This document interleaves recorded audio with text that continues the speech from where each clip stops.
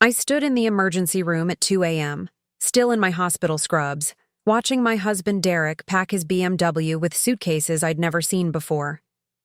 Through the automatic glass doors, I could see him loading box after box while his phone pressed to his ear, probably talking to her. What he didn't know was that 30 minutes earlier, I'd received a call that would change everything. My Swiss banking advisor, whom I'd never heard of until that moment, was on the line with news about an account bearing my grandmother's maiden name. An account worth $4.2 million that Derek knew nothing about. The fluorescent lights buzzed overhead as I watched him slam the trunk shut, and I felt something I hadn't experienced since my deployment in Afghanistan. Perfect. Calculating calm.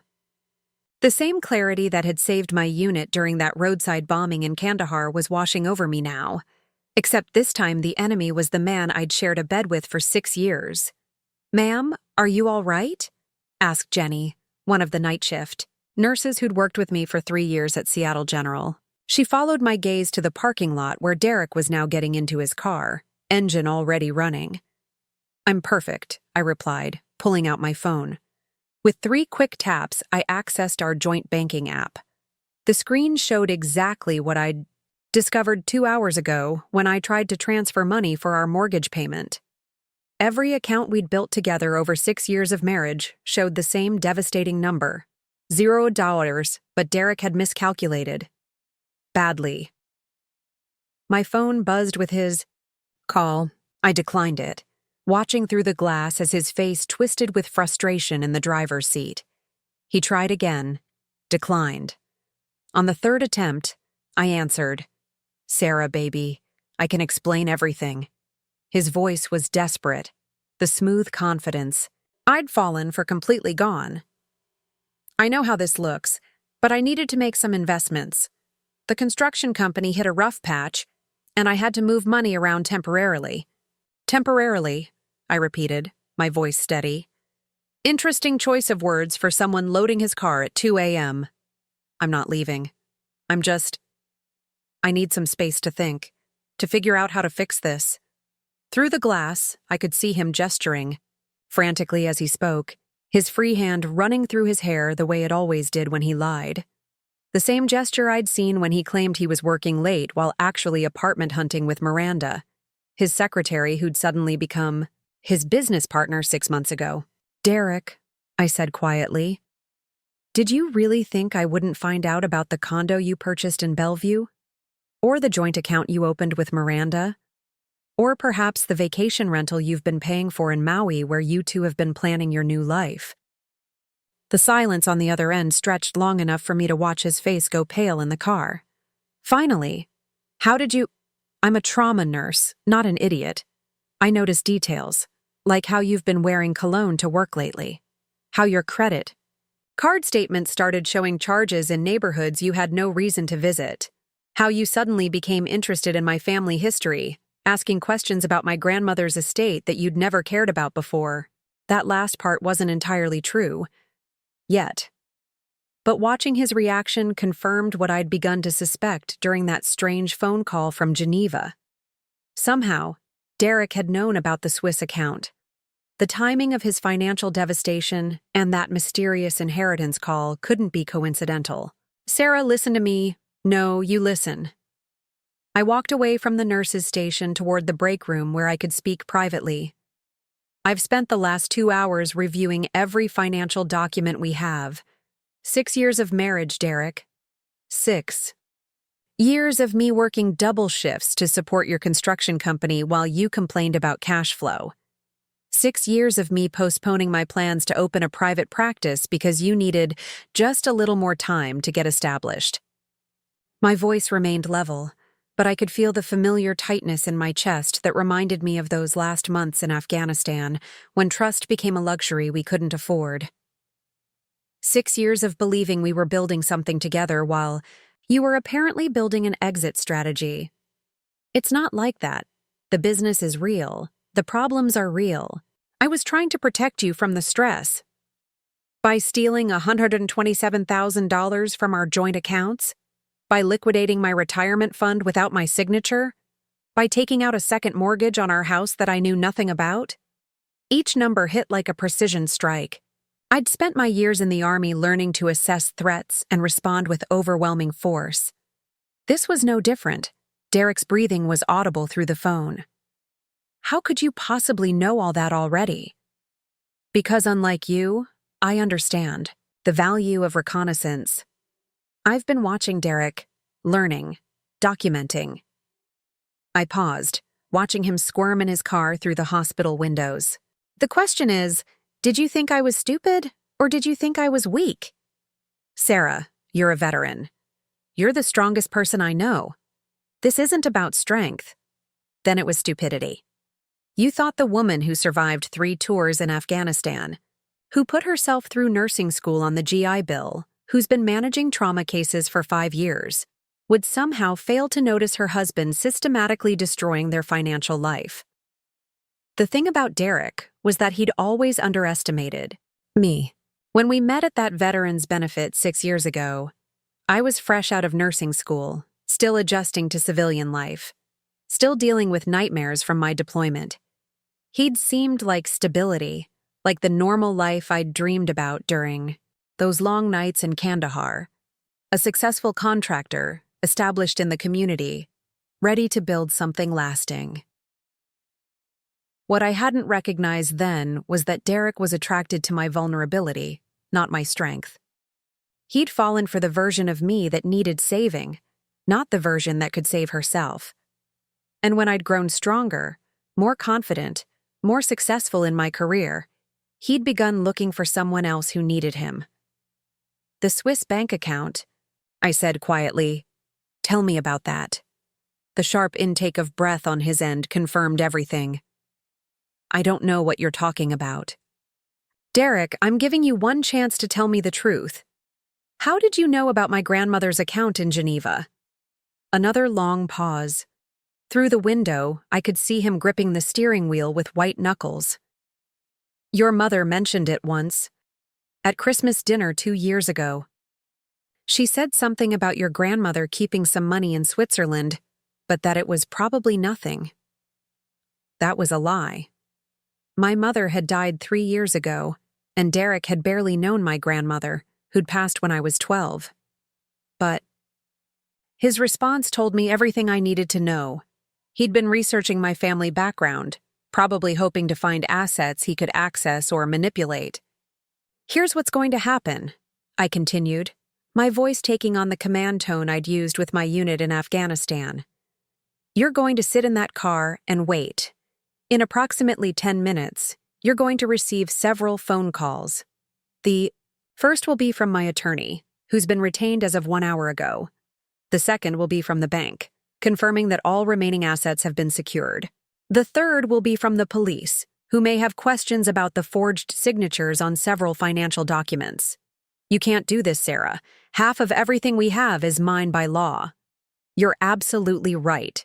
Half of what we built together is yours by law. Unfortunately for you, you've already taken your half. And mine. And then some.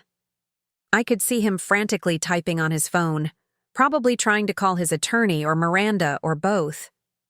But here's the beautiful thing about Swiss banking privacy. Laws, Derek. They're very protective of legitimate account holders and very cooperative with fraud investigations. The call from Geneva had lasted exactly 11 minutes. A polite gentleman with a slight German accent, explaining that I was the sole beneficiary of an account established by my grandmother in 1952, when she'd fled Hungary during the revolution. An account that had been quietly growing for over 70 years, managed by one of Switzerland's most discreet private banks. The account that Derek had somehow discovered and been trying to access for months, according to the banking representative who'd called to verify several suspicious inquiries made in my name. Sarah, please. I made mistakes, but we can fix this. I love you. No, Derek, you love what I represented. Security, stability, a steady income while you played entrepreneur with money you didn't earn. I walked back toward the nurse's station, where Jenny was discreetly pretending not to listen. But you never loved me enough to be honest. And you certainly never respected me enough to think I'd fight back. Through the glass, I watched him finally start his car. "This isn't over, Sarah." "You're right," I replied, ending the call and immediately blocking his number. "It's just beginning." As his taillights disappeared into the Seattle rain, I felt something I hadn't experienced in years. Not just the satisfaction of outmaneuvering an opponent, but the profound relief of finally understanding who I was dealing with. In Afghanistan, at least the enemies wore different uniforms. Jenny approached cautiously. "Everything okay, Sarah?" I looked at my phone, which was already buzzing with a callback from my Swiss banking advisor. Tomorrow would bring lawyers and paperwork and the complex process of rebuilding a life that had been systematically dismantled. But tonight, for the first time in months, I knew exactly where I stood. "Everything's perfect," I said, answering the call from Geneva. "Let's talk about that account. 4 years ago, I was sleeping in my Toyota Camry in the parking lot of a 24-hour Walmart in Tacoma, wondering if I'd made the biggest mistake of my life by leaving the Army. My discharge papers were tucked under the passenger seat, along with my last paycheck, a duffel bag of uniforms I'd probably never wear again, and an acceptance letter to the University of Washington's accelerated nursing program that I couldn't afford. The transition from Staff Sergeant Sarah Martinez, combat medic with the 82nd Airborne, to Sarah Martinez, unemployed veteran with PTSD and $847 in her checking account, had been brutal. 3 tours in Afghanistan had taught me how to save lives under fire, how to lead soldiers through impossible situations, and how to function on 3 hours of sleep for weeks at a time. What they hadn't taught me was how to navigate civilian job interviews where my military experience seemed to make HR managers uncomfortable, or how to sleep through the night without checking the locks on my doors 3 times. The nightmares were the worst part. Not the dramatic Hollywood version where you wake up screaming, but the subtle, persistent anxiety that followed me through every day, the hypervigilance that made me catalog every exit in every room I entered, the way my heart rate spiked whenever I heard helicopters overhead, the exhaustion that came from being constantly alert for threats that didn't exist in suburban Washington. I'd grown up in a working-class family in Spokane, the daughter of a grocery store manager and an elementary school teacher. My parents had done everything right, saved for my college fund, encouraged my education, supported my decision to enlist after 9/11 when I was 18, and burning with patriotic fury. What they hadn't been able to prepare me for was coming home to discover that the skills that made me an exceptional soldier didn't translate easily to civilian success. My grandmother Elena had been different, though. She'd emigrated from Hungary in 1956, carrying nothing but a suitcase and stories about surviving the revolution. She'd worked as a seamstress in Seattle for 40 years, never complaining, never asking for help, somehow managing to send money to relatives still trapped behind the Iron Curtain. When she died during my second deployment, I'd been too deep in country to make it home for the funeral. My mother had handled the estate, which seemed to consist of her small apartment, some furniture, and a few $1,000s in savings. "Your grandmother was always secretive about money," my mother had told me during one of our rare phone calls to the forward operating base. "She didn't trust banks much, always talked about keeping some savings safe, but never explained what that meant." I'd assumed it was immigrant paranoia, the kind of distrust that came from living through economic collapse and political upheaval. I never imagined it meant Swiss bank accounts and the kind of foresight that would eventually save my life decades later. But that was all in the future. In 2020, I was just another veteran struggling with the transition, living in my car because I couldn't afford Seattle rent on unemployment benefits, using the Walmart bathroom to brush my teeth and change clothes before job interviews that never seemed to go anywhere. The nursing program acceptance letter represented hope, but also an impossible financial challenge. Even with my GI Bill benefits, the accelerated program would require 18 months of full-time study with no opportunity for significant employment. I'd need housing, living expenses, textbooks, clinical supplies, costs that my military savings couldn't cover. That's when I started working construction. The job site was in Bellevue, a massive residential development where dozens of luxury homes were rising from cleared forest land. I'd answered an ad for general labor, military experience preferred, and found myself working for Thompson Construction, a mid-sized company that specialized in high-end residential projects. The work was backbreaking, hauling materials, digging, foundations, cleanup that never seemed to end. But it paid $18 an hour cash, and the foreman didn't ask too many questions about my living situation. More importantly, it was physical work that exhausted me enough to sleep through most nights without the dreams. Derek Thompson was the owner's son, 28 years old with an MBA from Seattle University and big plans for expanding the family business. He'd spend his mornings in the trailer that served as the site office, managing schedules and dealing with suppliers, then walk the job sites in the afternoon wearing clean work boots and a hard hat that never seemed to accumulate dirt. The other, workers tolerated him because his father paid well and on time, but there was an obvious divide between Derek's theoretical knowledge of construction and the practical experience of the men and women actually building the houses. He was smart enough to recognize this gap, which is probably why he started seeking me out. "You were a medic?" he asked one afternoon, finding me during my lunch break as I sat in my car eating a gas station sandwich and reviewing nursing school prerequisites on my laptop. "Combat medic, yeah. 3 tours." I didn't elaborate. Most civilians either wanted to hear war stories I didn't want to tell, or they got uncomfortable and changed the subject quickly. Derek was different. "That's incredible training, medical, decision-making under pressure, leadership experience, working with limited resources." He leaned against my car door, blocking the afternoon sun. "What are your plans after this job?" I told him about nursing school, about the GI Bill that would cover tuition but not living expenses, about the impossible math of trying to support myself through an accelerated program. He listened without the usual platitudes about, "Thank you for your service," or suggestions that I contact veteran services organizations that were already overwhelmed and underfunded. "What if I told you there might be another option?" he asked. "My dad's been talking about hiring a safety coordinator, someone with medical training to handle job site injuries, someone who understands leadership and can enforce safety protocols. It would pay better than general labor, and the hours might be flexible enough to accommodate classes." The offer seemed too good to be true, which should have been my first warning sign. But I was 26 years old, sleeping in my car, and desperate for any opportunity that might lead to the stable life I'd been chasing since my discharge. Within a week, Derek had convinced his father to create a position that hadn't existed before: safety coordinator for Thompson Construction, starting at $25 an hour with the possibility of arranging my schedule around nursing school classes. I'd have my own small office in the main warehouse, responsibility for first aid supplies across all job sites, and authority to shut down any work that posed safety risks. The job came with one other benefit: Derek's personal attention.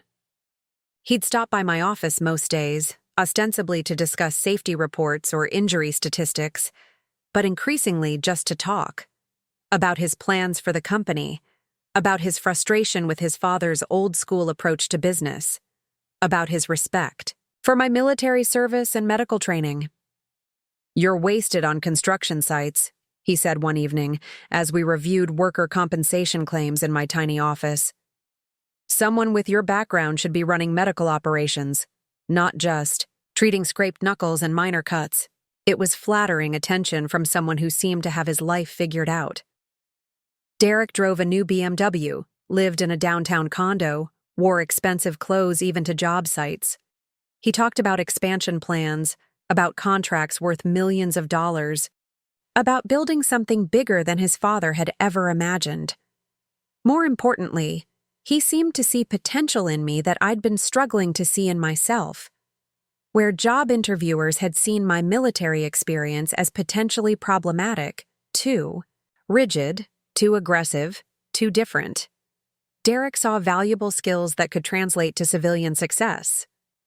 "You have natural leadership abilities," he told me after I'd successfully mediated a conflict between two crews that could have shut down work for days. "Most people can't command respect the way you do. It's not just the military training. It's something innate." The romantic relationship developed gradually over those first few months. Derek would invite me for coffee after work to discuss safety protocols. Coffee became dinner. Dinner became long conversations about our respective futures and how they might align. By the time I started nursing school, we were officially dating, and Derek was helping me find a small apartment I could afford on my safety coordinator salary, combined with GI Bill housing allowances.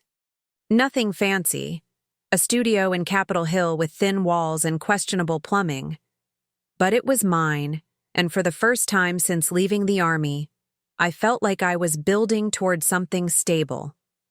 Derek would pick me up after clinical rotations, always interested in hearing about my classes, always supportive of the demanding schedule that left me exhausted most evenings. When I worried about falling behind on rent during particularly intensive training periods, he'd casually suggest covering groceries or utilities, always framing it as temporary help between partners rather than charity. "We're a team," he'd say, wrapping his arms around me as I studied at my kitchen table late into the night. "Your success is my success. Once you're working as an RN, everything will be easier for both of us." The nursing program was everything I'd hoped for, and more challenging than I'd expected. The medical knowledge I'd gained as a combat medic provided a solid foundation, but civilian healthcare involved complexities I'd never encountered in military medicine. Electronic health records, insurance authorizations, family dynamics, ethical considerations that didn't exist when your primary goal was keeping soldiers alive long enough to reach better medical facilities. My instructors were impressed with my clinical skills and ability to remain calm under pressure, but adjusting to the collaborative approach of civilian healthcare took time. In the Army, medical decisions were made quickly by whoever had the highest rank and most experience. In hospitals, everything required documentation, consultation, and careful consideration of patient rights and family wishes. Derek seemed to understand these challenges in a way that surprised me. "You're learning to work within a system instead of around it," he observed, after a particularly frustrating day where I'd watched a patient suffer while doctors debated treatment options that seemed obvious to me. "It's harder than combat medicine, because the rules are more complex, but the foundation skills you have are irreplaceable." By the time I graduated nursing school and passed my boards, Derek and I had been together for 2 years. Thompson Construction had grown significantly, landing several major contracts that required expanded safety oversight. My role had evolved, beyond basic first aid to include safety training, OSHA compliance, and coordination with project managers across multiple sites. "I've been thinking," Derek said the night after I received my RN license, "about us taking the next step. Not just personally, but professionally. You're going to be making good money as a trauma nurse, and the construction business is at a point where we could really expand if we had the right capital backing." He outlined a vision where my stable healthcare income could provide the financial foundation for aggressive business growth. Thompson Construction could bid on larger projects, invest in better equipment, maybe even acquire smaller competitors. Within 5 years, we could be one of the major players in Seattle's construction market. "I'm not asking you to fund the business," he clarified. "I'm talking about partnership. Your financial stability gives us the security to take calculated risks that could pay off big for both of us." It made sense. We were already functioning as a financial partnership in many ways, sharing expenses and planning for a future that seemed increasingly intertwined. When he suggested we make it official by getting married, it felt like the natural next step in a relationship that had already become the stable foundation I'd been seeking since leaving the Army. The wedding was small, just immediate family, and a few close friends at a venue overlooking Puget Sound.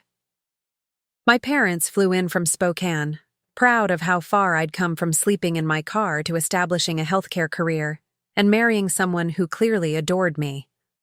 Derek's parents hosted a reception that was more elaborate than I would have chosen, but their enthusiasm for welcoming me into the family felt genuine. As I signed the marriage certificate, officially becoming Sarah Thompson, I felt like I'd finally achieved the stability I'd been chasing since my discharge. A successful career, a supportive husband, a clear path forward that built on everything I'd learned and everything I'd survived. What I didn't realize was that Derek had been planning this outcome since that first conversation in the construction site parking lot, when I'd told him about nursing school and financial struggles. Everything that felt like partnership and mutual support had actually been strategic positioning for what was to come. But that understanding was still years away. On my wedding day, I was just grateful to have found someone who seemed to value my strength instead of being threatened by it. The Seattle Veterans Benefit Gala was supposed to be a celebration, but I'd been dreading it for weeks. 3 months, out of nursing school, still adjusting to 12-hour shifts at Harborview Medical Center, and Derek had insisted we attend because Thompson Construction was one of the event's sponsors. "It's good for business," he'd explained, "and you'll feel comfortable around other veterans." What he didn't understand was that I'd spent 2 years deliberately avoiding veteran gatherings. The forced camaraderie, the awkward conversations about deployments, the way people either treated you like a hero or looked at you with pity, none of it felt natural anymore. I'd worked hard to build a civilian identity, and events like this felt like stepping backward. But Derek had already purchased the tickets and arranged our table with several other construction industry couples, so I'd reluctantly agreed. I wore a black cocktail dress I'd bought specifically for the occasion, feeling overdressed and uncomfortable as we entered the Fairmont Olympic Hotel's grand ballroom. The evening started predictably. Speeches about supporting our veterans, testimonials from service members who'd successfully transitioned to civilian careers, and a silent auction featuring donated vacation packages and local restaurant gift certificates. Derek worked the room expertly, introducing me to potential clients and making connections that could benefit Thompson Construction. I was nursing my second glass of wine and counting the minutes until we could politely leave when I noticed him, across the room. Captain Marcus Rivera had been my commanding officer during my final deployment, the kind of leader who commanded respect through competence rather than rank. He'd been instrumental in my decision to pursue medical training after the Army, writing recommendation letters and connecting me with other veterans who'd successfully transitioned to healthcare careers. What surprised me wasn't seeing Marcus. At a veterans event, he'd always been active in supporting transitioning service members. But seeing him in a perfectly tailored tuxedo, clearly comfortable in this upscale civilian environment, engaged in animated conversation with Seattle's mayor and several prominent business leaders. "Sarah Martinez," he said, approaching our table during the cocktail hour. "I heard you were in Seattle, but I didn't expect to see you here." "Sarah Thompson now," I corrected, indicating Derek, who'd returned from his networking rounds. "Marcus, this is my husband Derek. Derek, this is Captain Rivera, my former CO." The introduction should have been straightforward, but I immediately noticed the subtle shift in dynamics. Marcus assessed Derek with the same careful attention he'd once used to evaluate new soldiers, while Derek straightened slightly, his usual confidence tempered by the presence of someone who clearly commanded respect. "Derek Thompson. Thompson. Construction," Derek said, extending his hand. "Sarah's told me a lot about her Army service.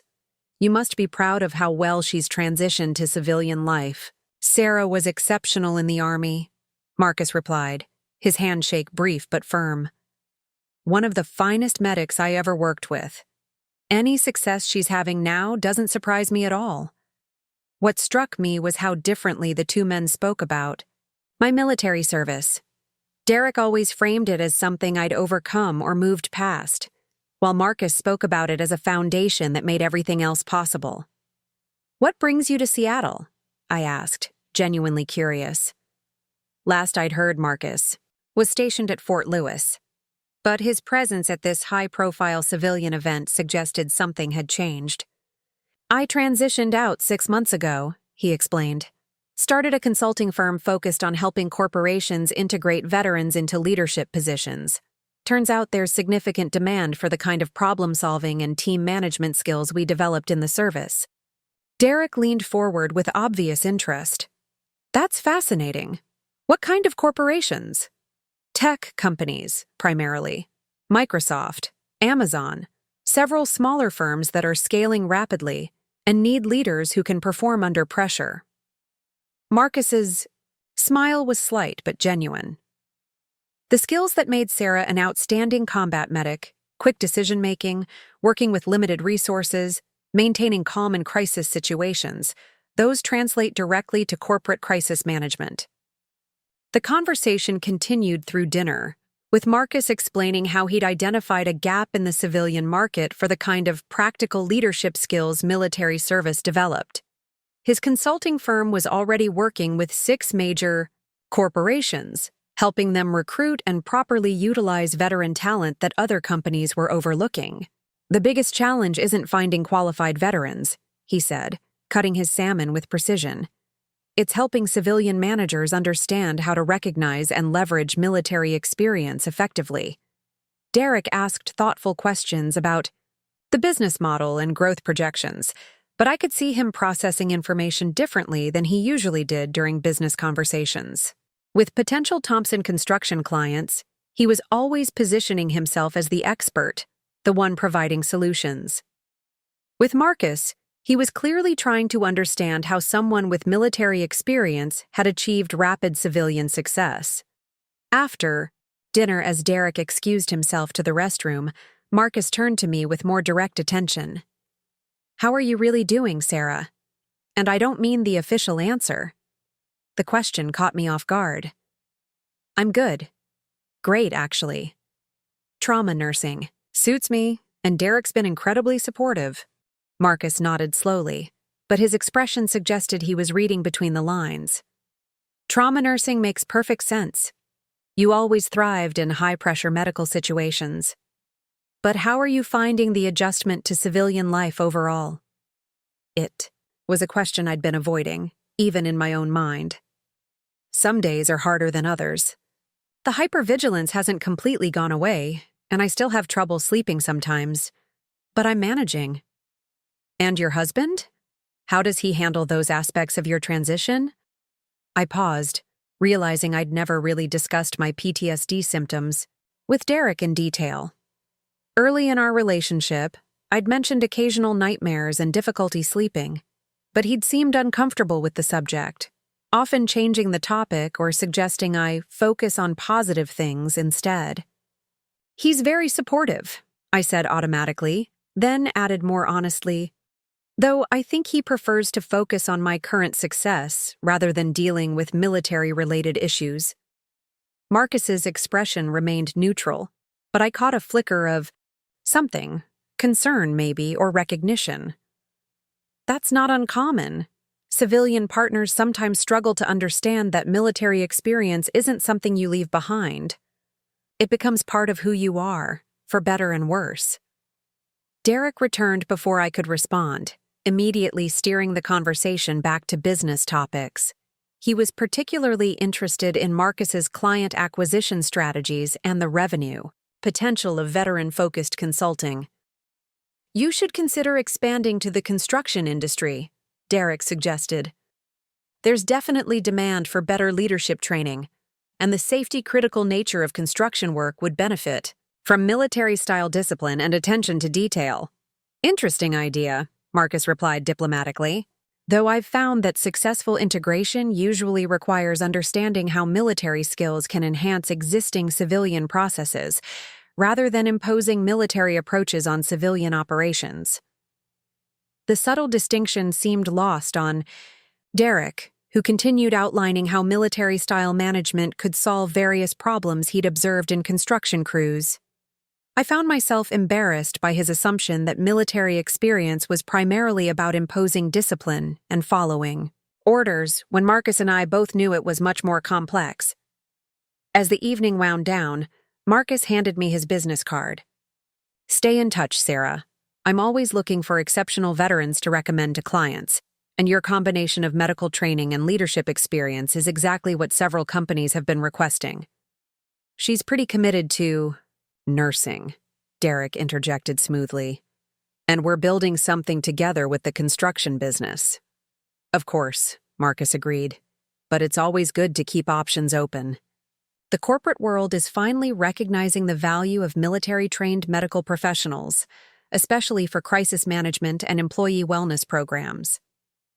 In the car afterward, Derek was unusually quiet until we were halfway home. "Interesting. Guy, your former captain," he finally said. "Very polished for someone who just left the military." Marcus was always impressive. He had a master's degree before he commissioned, and he was being fast-tracked for promotion when I knew him. "He seemed very interested in recruiting you for something?" I looked at Derek curiously. "He was being professional. It's networking." "Maybe. But I got the impression he thinks you're wasting your potential in your current situation." The comment surprised me. "My current situation?" "Well, not nursing specifically, but he seemed to think you should be doing something more strategic, more leadership-focused." I considered this as we pulled into our driveway. Marcus had always seen potential in me that I sometimes struggled to see in myself, just as Derek had when we first met. But their perspectives felt different somehow, though I couldn't articulate exactly how. "He's probably right that I could do more with my military experience," I admitted. "But I like trauma nursing. It uses my medical skills and the high-pressure decision-making I'm good at." Derek nodded, but I sensed he was still processing the evening's conversations. "It's just interesting to see how differently people view your background. Some people focus on the medical training, others on the leadership experience." That night, as I got ready for bed, I found myself thinking about Marcus's question about how Derek handled my military-related challenges. The truth was, we'd never really discussed them in depth. Early in our relationship, Derek had been supportive when I mentioned occasional nightmares or hypervigilance, but he'd always seemed more comfortable when I focused on moving forward, rather than processing the past. I'd assumed this was healthy, focusing on the future instead of dwelling on deployment experiences. But Marcus's question made me wonder if I'd been compartmentalizing parts of myself to make Derek more comfortable, rather than integrating my military experience into our relationship.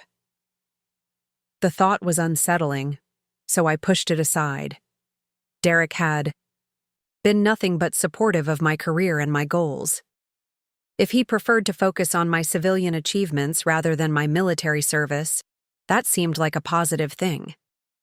Not everyone needed to understand every aspect of my background. But as I lay in bed that night, I found myself remembering conversations from my deployment days, when Marcus had challenged me to think beyond immediate medical responses to consider broader strategic implications. His leadership style had been about developing people's capabilities rather than just utilizing their current skills. Derek's approach felt different, more focused on how my existing abilities could support his vision rather than how I might continue growing and developing new capabilities. It wasn't necessarily problematic, but the contrast was becoming more apparent.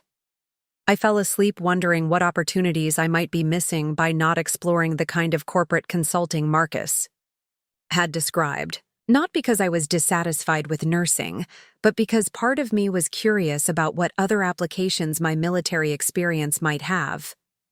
The next morning, Derek was already up and dressed when I woke, reviewing construction schedules over coffee.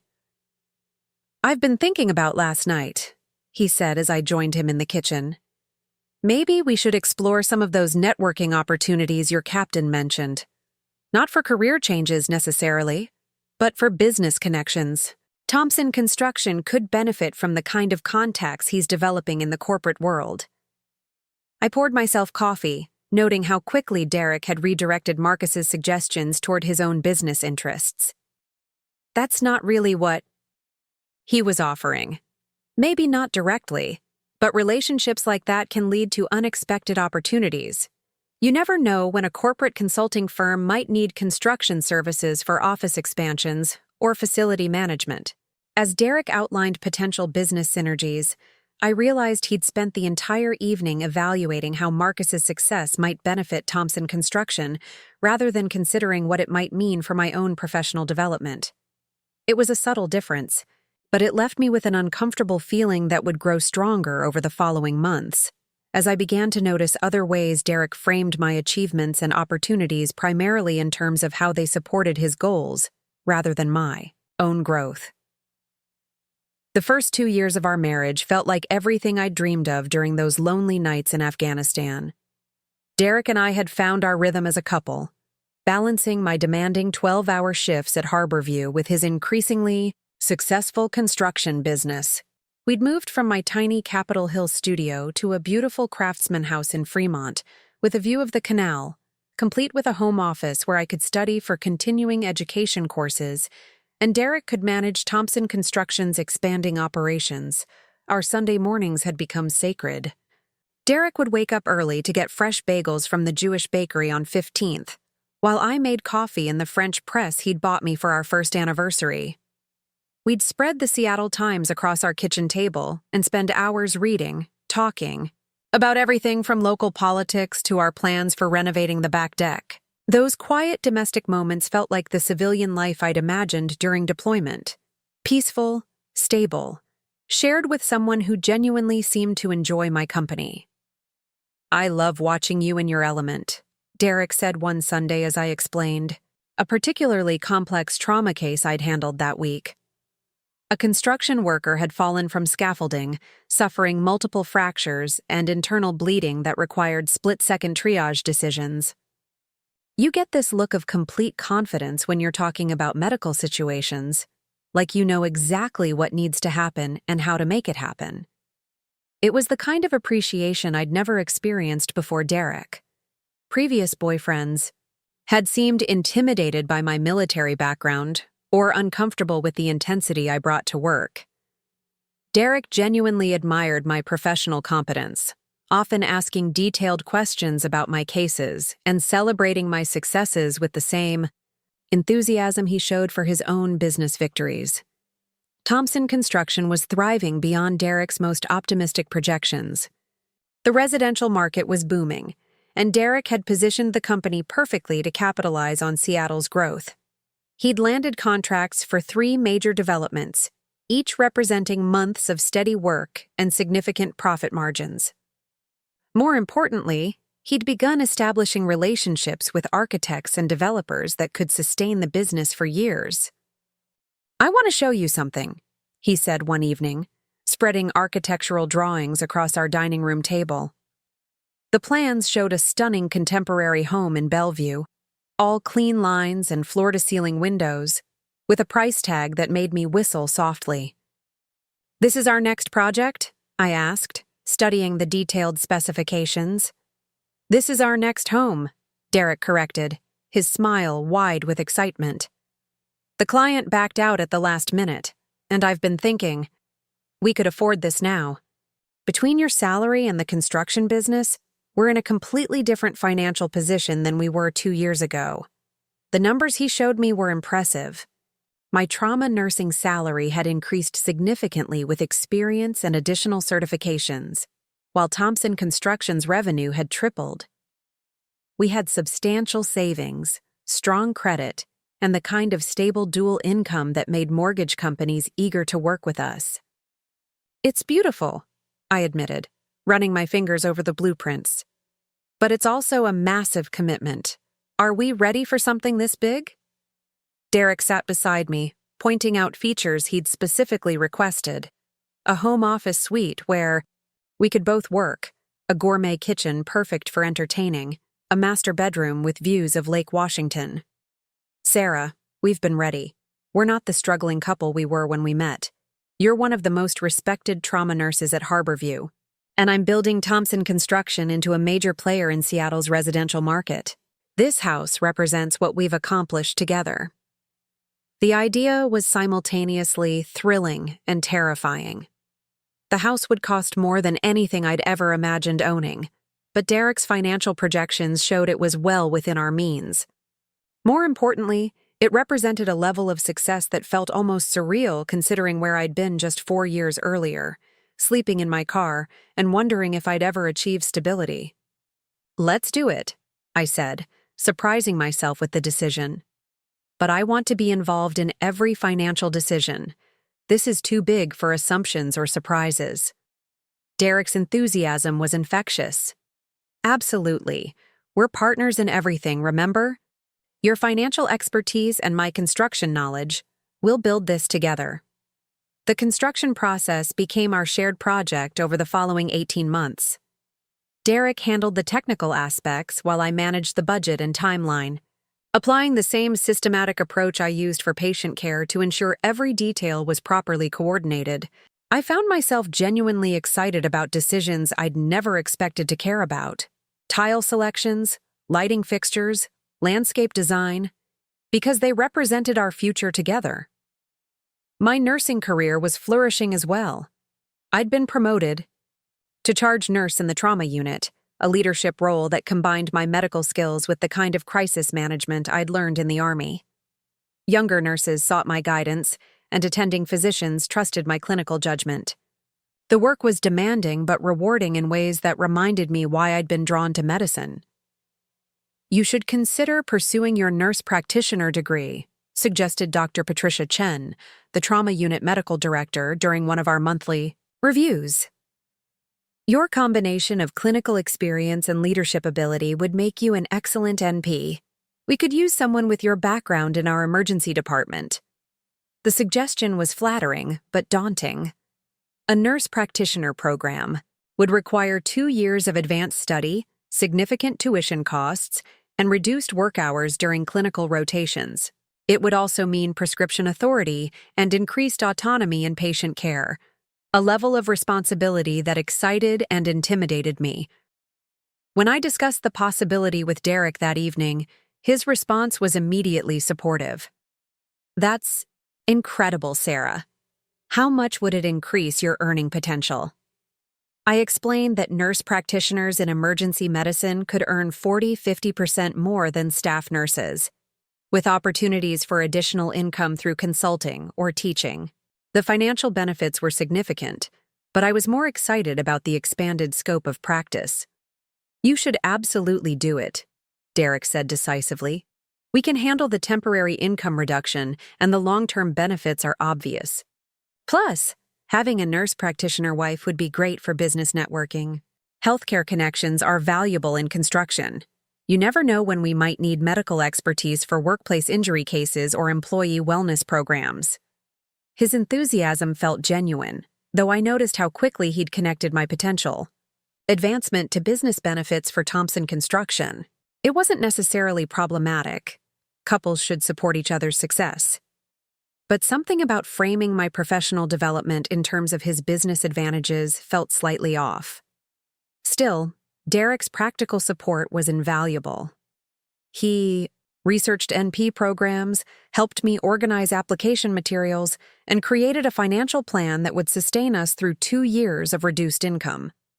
When I was accepted to the University of Washington's Family Nurse Practitioner program, he celebrated with the same enthusiasm he'd shown for major construction contracts. Our new house was completed just as I started graduate school, and the timing felt perfect. I had a dedicated study space. Derek had a proper home office for his expanding business operations, and we were hosting dinner parties that showcased both our professional success and our strong relationship. "You two are relationship goals," my friend Jennifer commented after one such dinner, as she helped me clear dishes while our husbands discussed sports in the living room. "Derek is so supportive of your career, and you're both clearly thriving. It's refreshing to see a couple where both people are genuinely excited about each other's success." Jennifer was right. Derek never seemed threatened by my professional achievements or resentful of the time I spent studying.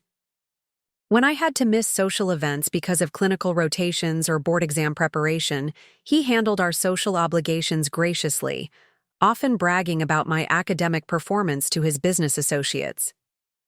Sarah's in the top 10% of her graduate program, I'd hear him tell clients or contractors.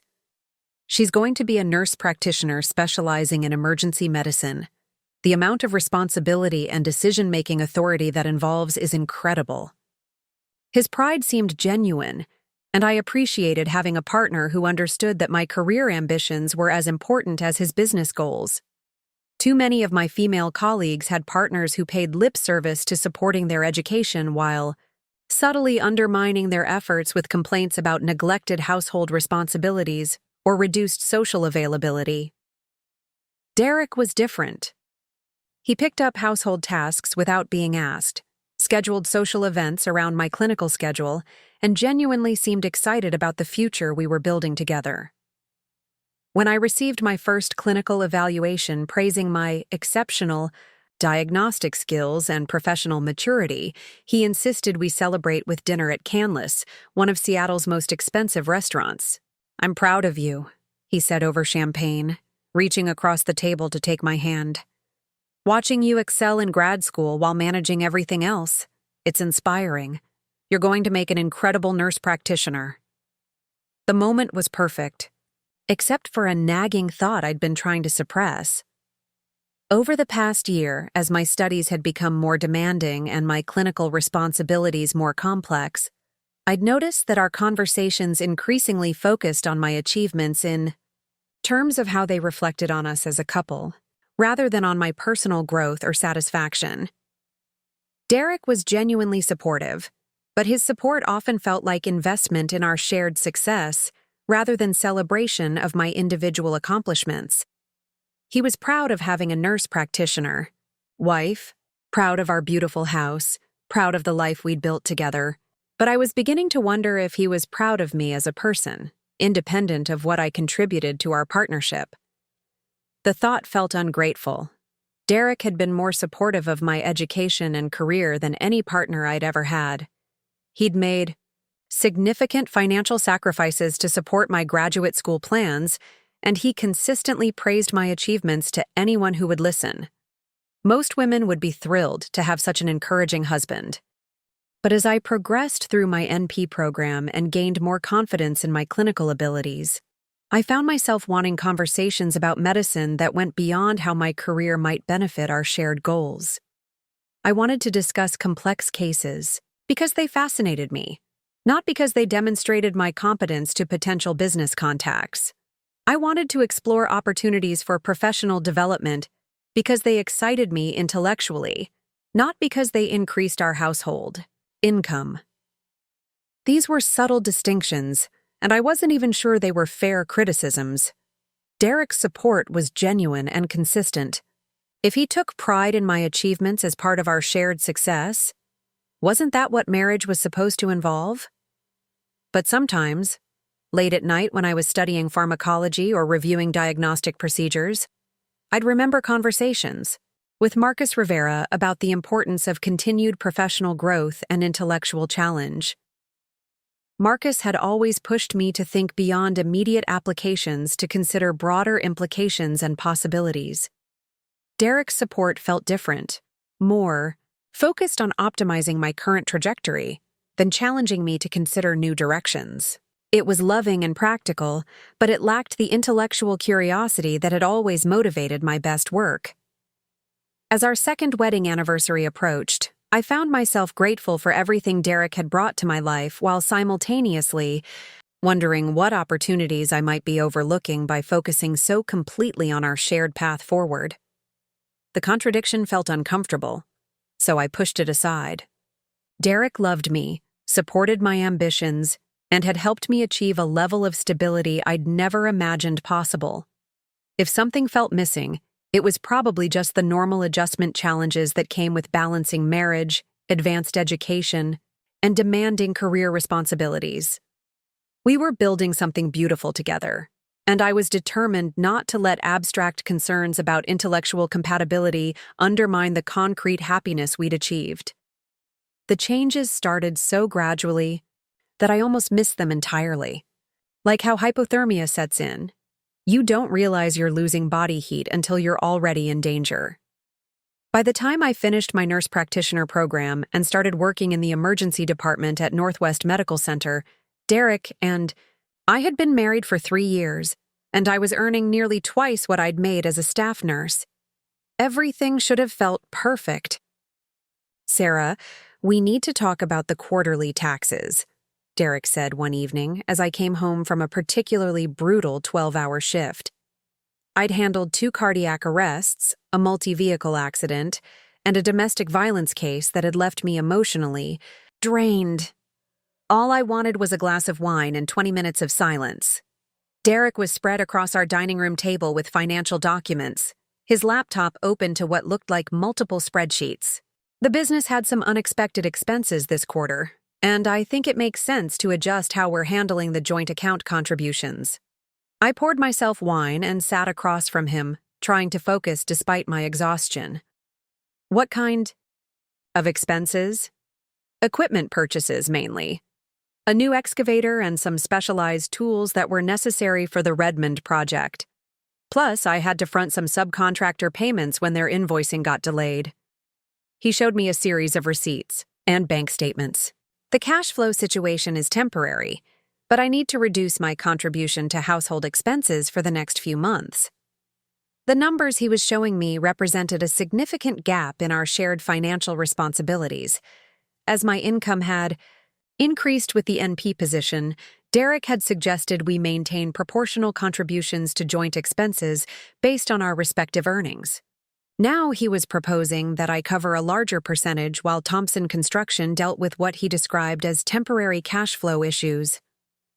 "How temporary?" I asked, studying the documents more carefully. 6 months, maybe 8 at the outside. The Redmond project will generate substantial payments once we hit certain milestones, and I've got 3 other contracts that should close before summer. It seemed reasonable, especially since my increased earnings meant I could handle additional household expenses without financial strain. Marriage required flexibility, and Derek had supported me through grad school when my income was reduced.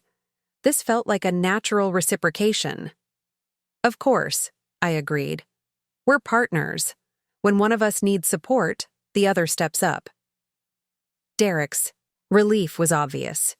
"I knew you'd understand. This is exactly why our partnership works so well. We both recognize that success requires strategic thinking and mutual support." Over the following months, I found myself covering not just household expenses, but also some costs that seemed peripherally related to Thompson Construction. Office supplies for Derek's home office, business dinners that he claimed were essential. For client relationships, even insurance payments for work vehicles that I rarely saw but were apparently crucial for the company's operations. "The line between business and personal expenses gets blurry when you work from home," Derek explained when I questioned a particularly large credit card bill. "But all of these investments benefit both of us long term. The stronger Thompson Construction becomes, the more financial security we have as a couple." His logic seemed sound, and my NP salary could comfortably handle the additional expenses. More importantly, Derek continued to be enthusiastic about my career success, often introducing me at social events as my brilliant wife, the nurse practitioner, and bragging about complex cases I'd handled in the emergency department. The first real warning sign came during a conversation with my colleague Rebecca, another NP who'd been working in emergency medicine for several years. We were grabbing coffee between shifts when she mentioned her husband's recent career change. "Tom's starting his own consulting firm," she said, "and I keep telling him he needs to be more transparent about the financial projections. I love supporting his entrepreneurial dreams, but I also need to understand exactly what we're committing to financially." "That makes sense," I agreed. Derek's been expanding Thompson Construction pretty aggressively, and I've been covering more of our personal expenses while he reinvests in the business. Rebecca paused, her coffee cup halfway to her lips. "How much more?" When I explained the arrangement Derek and I had worked out, Rebecca's expression grew concerned. "Sarah, that sounds like you're basically subsidizing his business expansion with your personal income. Do you have visibility into Thompson Construction's actual financial performance?" The question caught me off guard. I trust Derek to manage the business side. My expertise is medicine, not construction finance. But it's affecting your personal finances now, Rebecca pointed out gently. Maybe you should ask to see the company books, just to understand what you're supporting. That evening, I approached Derek about Rebecca's suggestion. His response was immediate defensiveness. "You don't trust my business judgment?" he asked, looking genuinely hurt. "Sarah, I've grown Thompson Construction from a small family operation to a major player in Seattle's residential market. The revenue has tripled since we've been together." "It's not about trust," I tried to explain. "It's about partnership. If my income is supporting business operations, I should understand what that means financially." Derek softened his tone. "Of course you should. I didn't realize you were interested in the detailed financial aspects. Most of it is pretty technical. Cash flow projections, depreciation schedules, subcontractor payment terms. But I can walk you through everything if that would make you more comfortable." The following weekend, Derek spread Thompson Construction's financial records across our dining room table, explaining revenue streams and expense categories with the same enthusiasm he'd once shown when discussing our house construction. The numbers looked impressive: consistent growth, healthy profit margins, a strong pipeline of future contracts. "The temporary cash flow issue is really just timing," he explained, pointing to a chart showing projected payments. "Construction billing cycles don't always align with expense timing, but the fundamentals are solid." Everything Derek showed me supported his narrative of a thriving business experiencing minor liquidity challenges. I felt reassured and slightly embarrassed for doubting his financial management. But over the following weeks, I began noticing discrepancies between Derek's explanations and observable reality. He described Thompson Construction as expanding rapidly, yet I rarely saw evidence of increased business activity. The home office that had once buzzed with client calls and project coordination seemed quieter. Derek's schedule appeared less demanding than during our early marriage, when he'd been constantly managing multiple job sites and client meetings. When I mentioned these observations, Derek had ready explanations. "I've been working on streamlining operations and delegating more responsibility to project managers. The goal is to build systems that don't require my constant direct involvement." It sounded like smart business strategy, the kind of operational maturity that successful companies developed. Yet something felt inconsistent about Derek's description of rapid growth requiring his reduced personal involvement. The inconsistencies became harder to ignore when I received a call from our mortgage company about a late payment. Derek had been handling all household financial obligations since my increased contribution to expenses, and payment delays were completely out of character for him. "There must be some mistake," I told the mortgage representative. "We've never had late payments, and our account should have sufficient funds." The representative confirmed that payment was 2 weeks overdue and provided the checking account number associated with our mortgage autopay. When I checked our joint account online, the balance was significantly lower than I'd expected based on my recent contributions. That evening, I confronted Derek about the mortgage payment and low account balance. I had to move some money temporarily to cover a subcontractor emergency, he explained. One of our crews threatened to walk off the Bellevue project if they didn't receive payment immediately. I used household funds as a bridge loan until the client payment comes through. "Without discussing it with me?" I asked, feeling a flash of the hypervigilance that had served me well in Afghanistan, but had largely faded during our marriage. Derek looked surprised by my tone.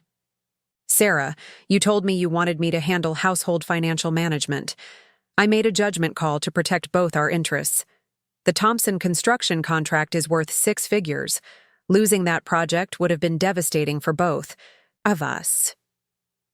His explanation was logical, but the unilateral decision felt like a violation of the partnership principles we'd established. More troubling was the realization that I had very little visibility into how my income was actually being used once it entered our joint account. "I need more transparency going forward," I said firmly.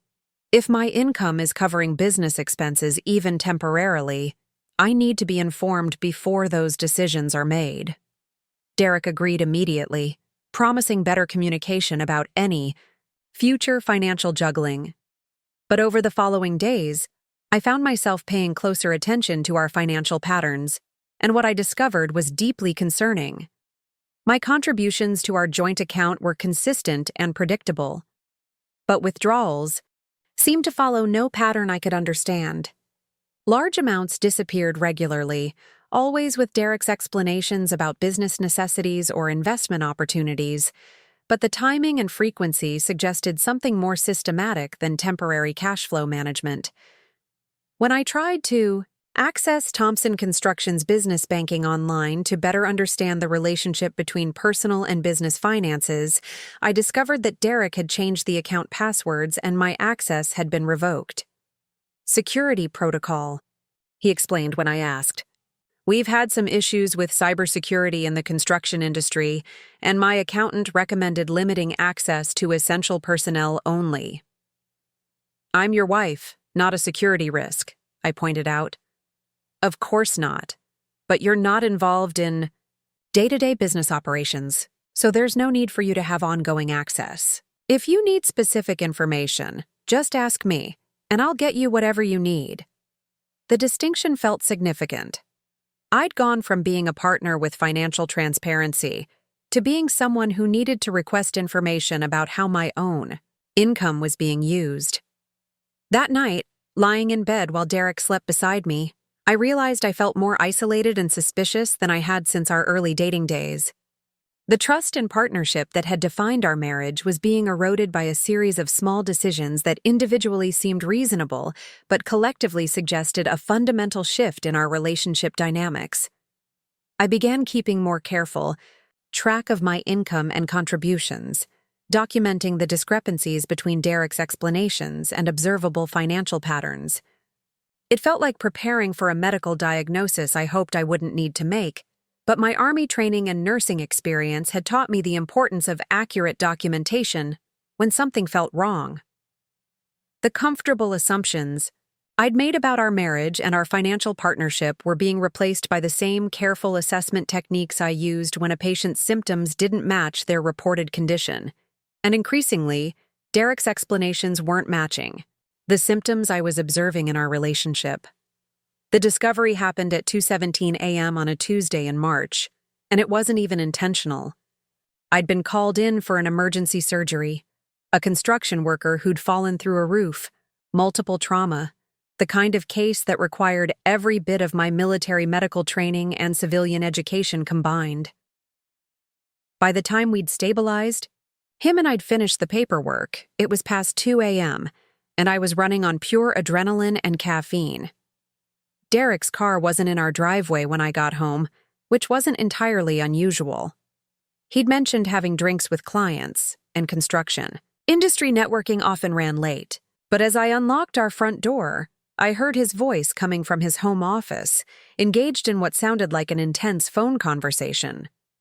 The Cayman account needs to be active by Friday, he was saying as I quietly hung up my coat. And make sure the transfer routing goes through the Nevada LLC first. We can't have direct movement from Thompson Construction to the offshore accounts. I froze in our hallway, every combat instinct suddenly alert. Cayman accounts. Offshore transfers. This wasn't construction business. This was financial maneuvering of a completely different nature. No, she has no idea about any of this, Derek continued, his voice dropping lower. Sarah's brilliant with medical stuff, but she's completely naive about business finance. As long as I keep feeding her reasonable explanations, she'll never dig deeper. The words hit me like shrapnel. Sarah's completely naive. She'll never dig deeper. I stood in our darkened hallway, listening to my husband discuss hiding financial activities from me with someone who was clearly helping him move money through offshore accounts and shell companies. Everything I'd thought I understood about our marriage, our partnership, our shared financial future, was disintegrating in real time. The Swiss research was perfect, Derek was saying. Her grandmother's old account gave me exactly the leverage I needed. Now I just need to keep her focused on her nursing career while I finish positioning everything. Swiss research. My grandmother's account. The account I'd only learned about that night in the hospital parking lot. The account Derek supposedly knew nothing about. My hands were shaking as I backed away from his office door and moved silently upstairs to our bedroom. I needed time to process what I'd heard, needed to understand the full scope of what Derek was planning before I confronted him. But first, I needed evidence. Over the next week, I maintained perfect normalcy while conducting the most careful investigation of my life. Every skill I'd learned about documentation and analysis in both the Army and nursing became focused on understanding exactly how Derek had been manipulating our finances and what he was planning next.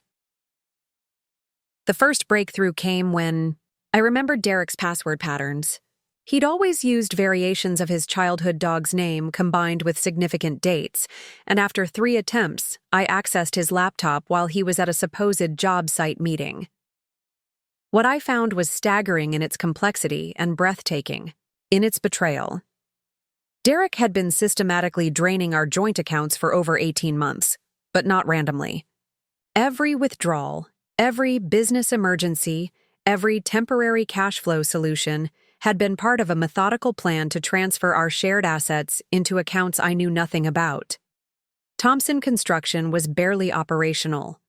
The major contracts Derek described existed only on paper, shell agreements designed to justify the movement of money from our personal accounts into business entities that he controlled completely. The Redmond project, the Bellevue development, the expansion plans he'd been discussing for months, none of them were real. But the offshore account structure was very real. Derek had established a network of LLCs in Nevada and Delaware, connected to banking arrangements in the Cayman Islands and Switzerland. Money was flowing from our joint accounts to Thompson Construction, then through the domestic shell companies to offshore accounts that would be nearly impossible for me to access or even trace. The most damaging discovery was a folder labeled S. Martinez Research that contained extensive documentation about my family background, my military service record, and detailed information about my grandmother's Swiss bank account. Derek had been investigating my family's financial history for months, trying to determine if there were assets he could claim or manipulate. There were also documents outlining his relationship with Miranda Castellanos, the woman he'd described as his secretary but who was actually his partner in both the financial scheme and, apparently, his personal life. They'd been planning what Derek called his exit strategy for over a year, a plan that involved liquidating every asset associated with our marriage while positioning himself with untraceable offshore resources and a new romantic partner. The timeline was sickeningly clear. Derek's increased attention to my career success, his enthusiasm for my higher NP salary, his willingness to handle our household finances, all of it had been designed to maximize the assets he could drain before disappearing.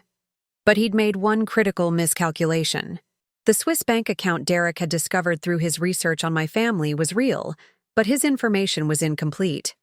What he'd found were references to my grandmother's small savings account, established when she'd fled Hungary in 1956. What he hadn't discovered was that my grandmother had been far more financially sophisticated than anyone in our family had understood.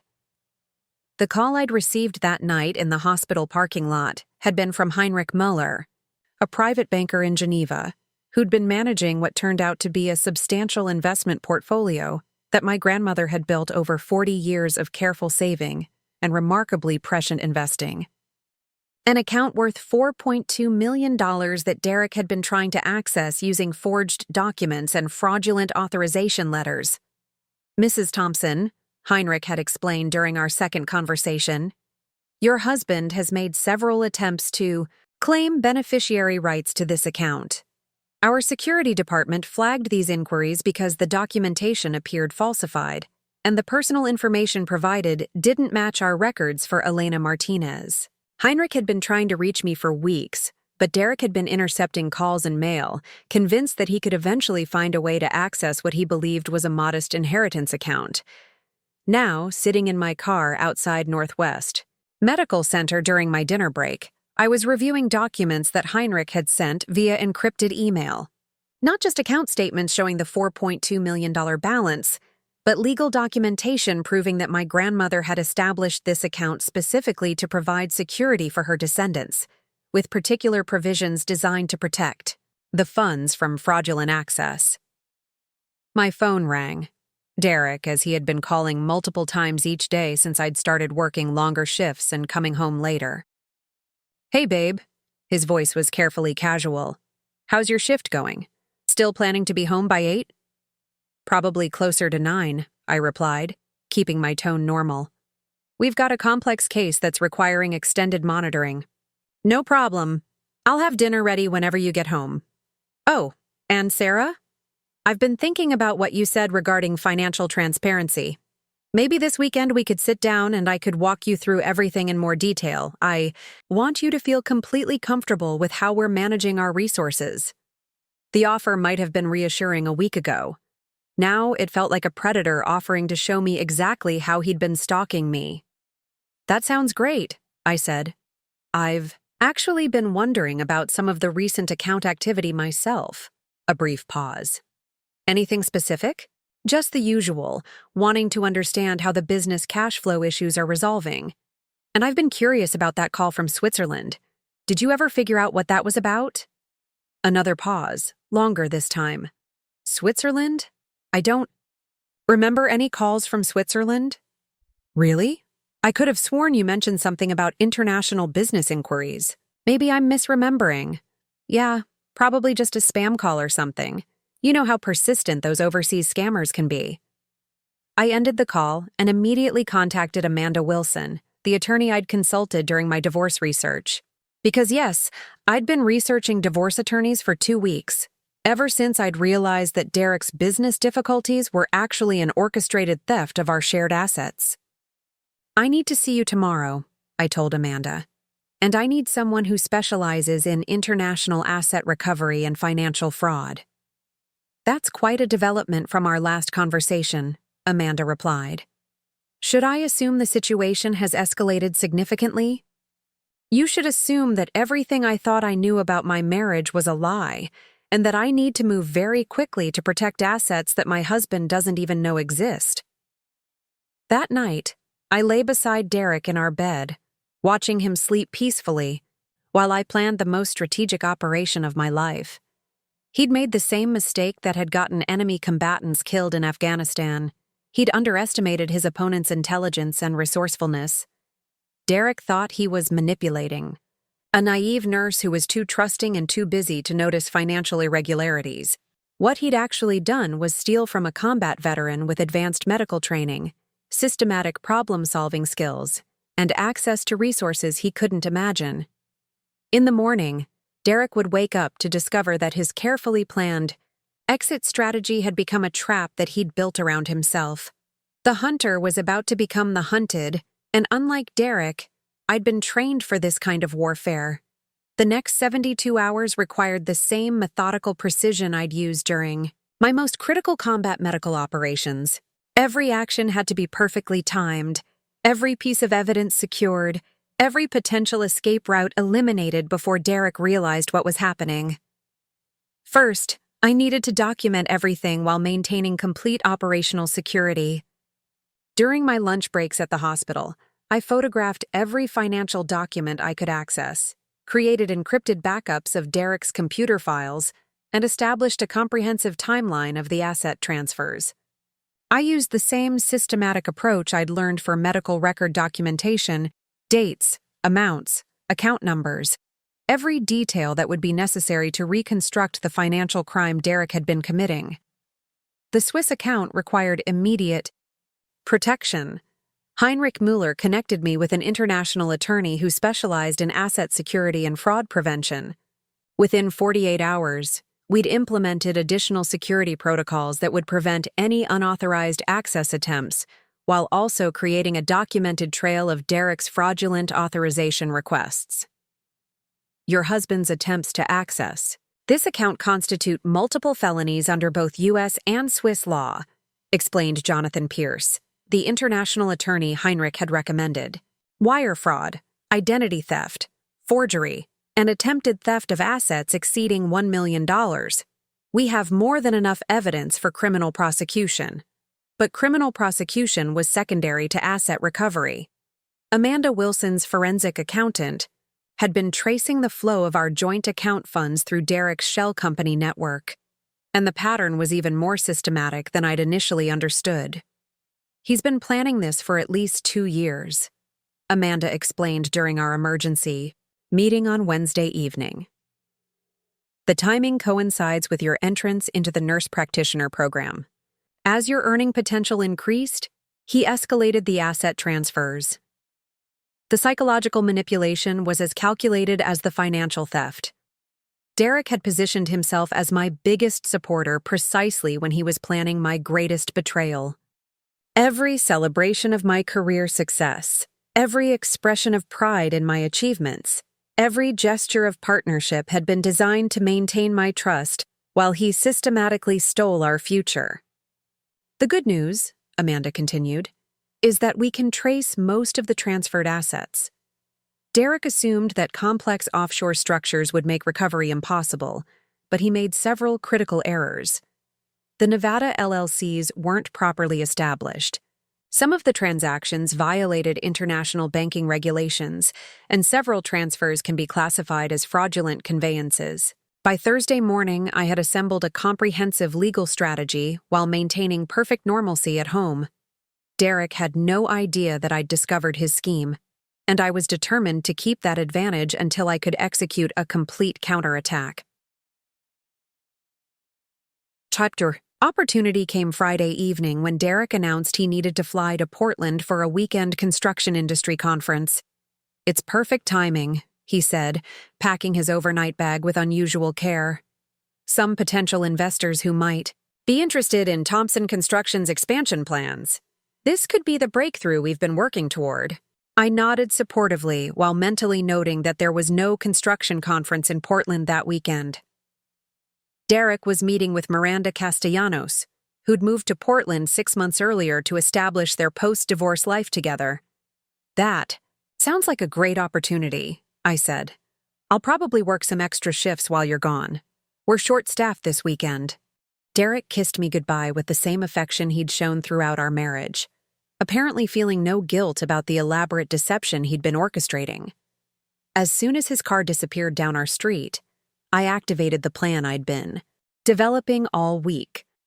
First, I secured our house, changed the locks, activated a security system Derek didn't know about, and documented the current state of every room and possession. If Derek returned unexpectedly, he'd find himself locked out of the home that my income had been paying for while he drained our accounts. Second, I implemented the financial counterstrike Amanda and I had prepared. Emergency court orders froze every account associated with Thompson Construction and the Nevada shell companies. International legal requests locked down the Cayman Islands transfers pending fraud investigation. Asset recovery specialists began the process of reversing transfers that could be classified as fraudulent conveyances. The Swiss account remained secure under the additional protections Heinrich had implemented, but now it also became the foundation for my financial independence. My grandmother's foresight in establishing that account with sophisticated asset protection features meant I had resources Derek couldn't touch, couldn't claim, and couldn't even legally discover during divorce proceedings. But the most satisfying element of my counterattack was psychological rather than financial. Saturday morning, I called Derek's hotel in Portland. "I'm sorry," the desk clerk informed me, "but we don't have anyone registered under that name. Could you try Thompson Construction? He might have registered under his business name." "No, I'm sorry. No registrations under Thompson or Thompson." "Construction? Of course not." Derek was staying with Miranda, probably in the apartment they'd been establishing together using money stolen from our marriage. I tried his cell phone, which went directly to voicemail. Then I sent a text message that was carefully crafted to sound routine while actually serving as documentation for legal proceedings. "Hi, honey. Hope the conference is going well. I've been reviewing our finances as we discussed, and I have some questions about the account transfers. Also, someone from a Swiss bank called asking about authorization documents. Can we talk when you get home?" Derek's response came within 10 minutes. "Conference going great. What Swiss bank? Probably spam. Or scam call. Don't give them any information. We'll talk Sunday night when I get back." His attempt to deflect my Swiss bank inquiry confirmed that he knew exactly what I was referring to. More importantly, it provided additional evidence of his fraudulent attempts to access my grandmother's account. Sunday afternoon, I received the confirmation I'd been waiting for. Amanda called with an update from the forensic accountant and the international attorney. "We've frozen approximately $890,000 in various accounts associated with Derek's shell company network," she reported. "Not everything. He managed to move some assets to accounts we haven't identified yet, but enough to seriously damage his exit strategy." "What about recovery of the money he took from our joint accounts?" "Excellent prospects. The fraudulent conveyance claims are solid, and several of the transfers violated banking regulations in ways that make them automatically reversible. We should be able to recover 70–80% of what he stole, possibly more." More importantly, Derek's attempts to access the Swiss account had triggered international fraud investigations that would follow him regardless of where he tried to establish his new life. His carefully planned disappearance was becoming a legal nightmare that would haunt him for years. Sunday evening, I positioned myself exactly where this story had begun, in the emergency department at Northwest Medical Center, handling the kind of complex trauma case that required every skill I'd developed as both a combat medic and civilian nurse practitioner.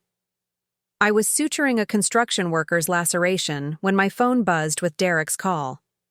Through the hospital's glass doors, I could see his BMW pulling into the parking lot, loaded with suitcases as he returned from what he believed had been a successful weekend of planning our separation.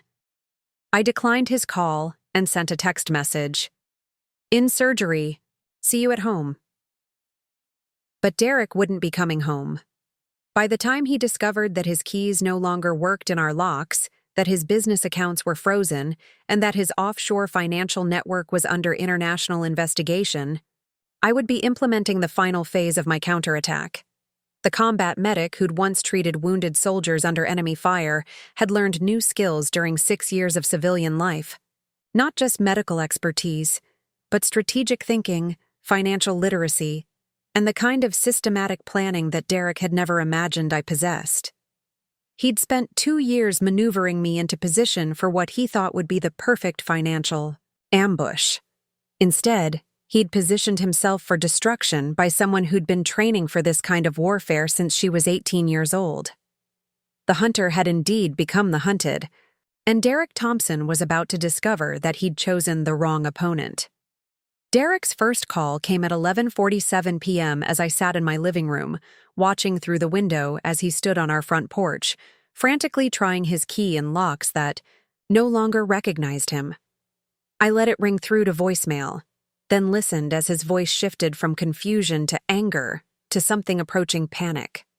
"Sarah, what the hell is going on? My key doesn't work, my business accounts are frozen, and I just got a call from my attorney saying there are international fraud investigations. Call me back immediately." I deleted the message and poured myself a glass of the expensive wine Derek had been saving for special occasions, wine that I'd been paying for while he systematically stole our future. The second call came 5 minutes later. "Sarah, I know you're in there. I can see the lights on. We need to talk about this misunderstanding before it gets out of hand. I can explain everything." This time I answered, "There's no misunderstanding, Derek. I know about Thompson Construction's fake contracts. I know about the Nevada LLCs and the Cayman Islands accounts. I know about Miranda Castellanos in your apartment in Portland. Most importantly, I know about your attempts to steal my grandmother's Swiss inheritance." The silence stretched so long I thought he might have hung up. Sarah, you don't understand the complexity of what you're interfering with. This isn't just about us. There are business relationships, legal obligations, financial commitments that go beyond our personal situation. You're right, I replied calmly. It goes far beyond our personal situation. It's international wire, fraud, identity theft, forgery, and attempted theft of over $4 million. The kind of charges that carry federal prison sentences. Through the window, I watched Derek pace our front porch, his confident posture replaced by the desperate energy of someone whose world was collapsing in real time. $4 million? His voice cracked slightly. Sarah, I don't know what kind of misinformation you've received, but your grandmother's account was maybe a few $1,000s at most. I was trying to help you claim a small inheritance that you didn't even know existed. My grandmother, Elena Martinez, was far more sophisticated than anyone in our family understood, I said, settling back into the armchair that Derek would never sit in again. She didn't just flee Hungary with nothing. She fled with gold, jewelry, and enough assets to establish a substantial investment portfolio that's been growing for over 60 years. I could hear Derek's breathing change as he processed this information. The account you've been trying to access contains $4.2 million, Derek. Money that my grandmother specifically protected against exactly the kind of fraud you've been attempting. The Swiss banking authorities have been documenting your forgery attempts for months. Sarah, we can work this out. We're married. Half of everything belongs to me legally. We can split the Swiss account, recover the business funds, and handle this privately without involving attorneys or criminal investigations. I almost laughed. Derek, you stole every penny from our joint accounts. You liquidated my retirement fund without authorization. You took out a second mortgage on our house using forged documents. You don't get to negotiate from a position of having already committed multiple felonies. The third call came from Miranda's phone an hour later. Sarah, this is Miranda Castellanos. Derek explained that you've had some kind of misunderstanding about his business activities. As someone who's worked closely with Thompson Construction, I can assure you that everything Derek has done was legitimate business restructuring. Miranda, I interrupted. I'm a combat veteran and a trauma nurse. I don't have misunderstandings. I have evidence. Documented evidence of systematic financial fraud that you've been helping Derek commit for over 18 months. Her tone shifted from condescending to concerned. I think you may be confused about the nature of Derek's business operations. I'm not confused about anything. Derek has been draining our joint accounts to fund the apartment in Portland that you've been sharing, while planning to disappear with stolen assets once he'd liquidated everything associated with our marriage. What I'm curious about is whether you understood that you were participating in international financial crimes. The line went quiet for several seconds. Derek told me you were getting divorced and that he was liquidating marital assets as part of the settlement process. Derek lied to you, just like he lied to me. The difference is that your participation in moving stolen money through offshore accounts makes you an accessory to federal crimes. I ended the call and immediately forwarded the recording to Amanda Wilson, who'd been coordinating with federal investigators since Friday. By Monday morning, the scope of Derek's crimes was becoming clear to law enforcement agencies on 2 continents. The FBI's Financial Crimes Unit had taken jurisdiction over the domestic aspects of the case, while Swiss authorities were pursuing the international fraud attempts. Derek's carefully constructed exit strategy had become a web of criminal liability that was tightening around him with each passing hour. The personal satisfaction came Tuesday morning when I received a call from Heinrich Müller in Geneva. Mrs. Thompson, all fraudulent access attempts to your grandmother's account have been permanently blocked, and we've implemented additional security measures as discussed. More importantly, we've completed the investigation into your family's full financial history that your grandmother requested we conduct upon her death.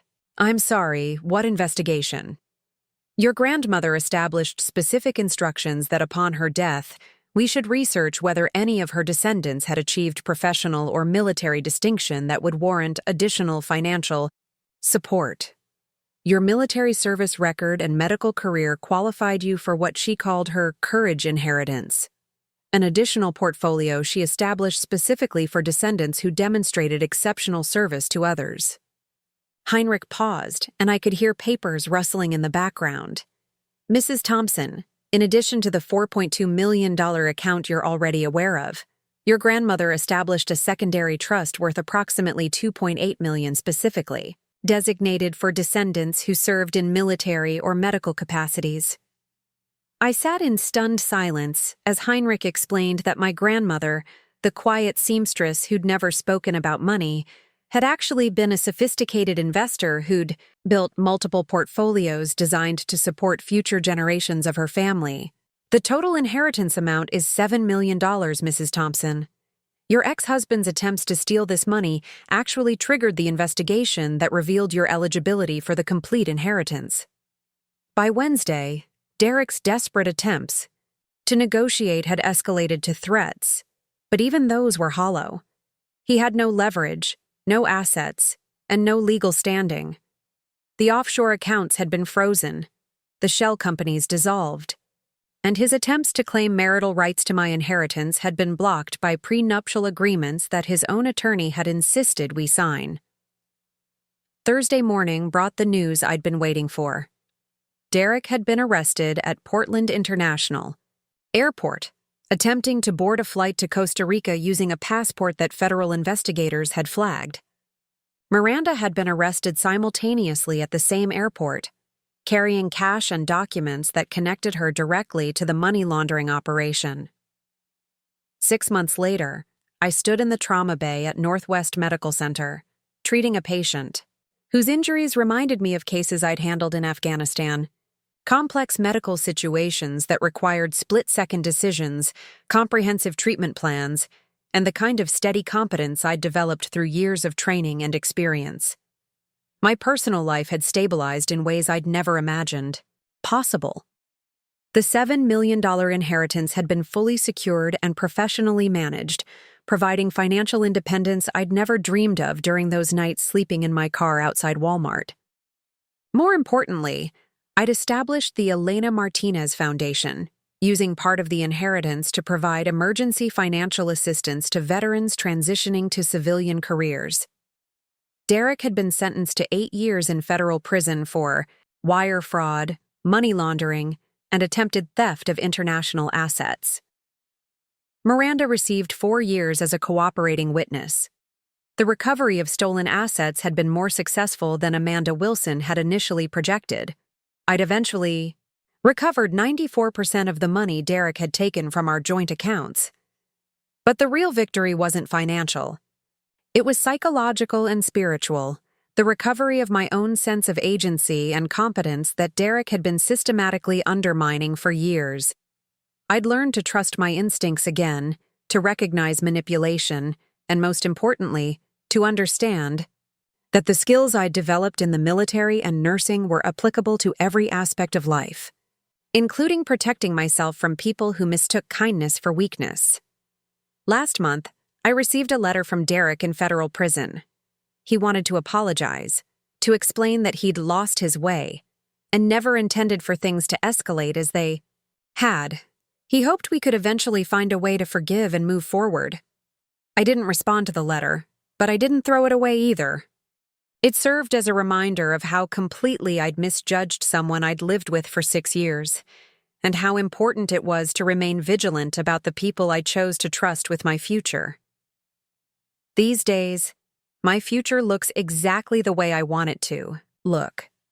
I'm still working as a trauma nurse practitioner, but now I'm also pursuing additional training in emergency medicine administration. The Elena Martinez Foundation has helped 43 veterans establish successful civilian careers, and I'm considering expanding the program nationally. I live alone in a smaller house with better security, drive a reliable car that I chose, myself, and make every financial decision based on my own judgment and values. It's a quieter life than what Derek and I had built together, but it's entirely authentic. Sometimes people ask if I regret marrying Derek, if I wish I'd recognized the warning signs earlier, if I feel foolish for trusting someone who was systematically Betraying me? The answer is no. Every experience, even the painful ones, contributed to who I am now. Derek taught me about financial literacy, about legal protections, about the importance of maintaining independent resources and relationships. Most importantly, he taught me that my military training and medical expertise weren't just professional skills. They were life skills that could protect me in any situation. The woman who fell asleep in her car outside Walmart 8 years ago, wondering if she'd ever achieve stability, couldn't have imagined the strength and wisdom she'd developed through surviving betrayal. Sometimes the most valuable education comes from the hardest lessons. And sometimes, the people who try to destroy you actually make you stronger than you ever thought possible. If this story resonated with you, if you've ever dealt with financial betrayal or wondered how to protect yourself from manipulation, please subscribe to this channel. I share these stories because they matter. Because someone else's experience might help you recognize warning signs, trust your instincts, or find the courage to take action when something feels wrong. Your story matters too, and I'd love to hear from you in the comments. Share your experiences, your wisdom, or just let me know that you're listening. Together, we can help each other navigate the challenges that life throws our way. Hit that subscribe button, and I'll see you in the next story. Remember, you're stronger than you know, and you deserve relationships built on honesty, respect, and genuine partnership. Until next time, trust your instincts and protect what's yours.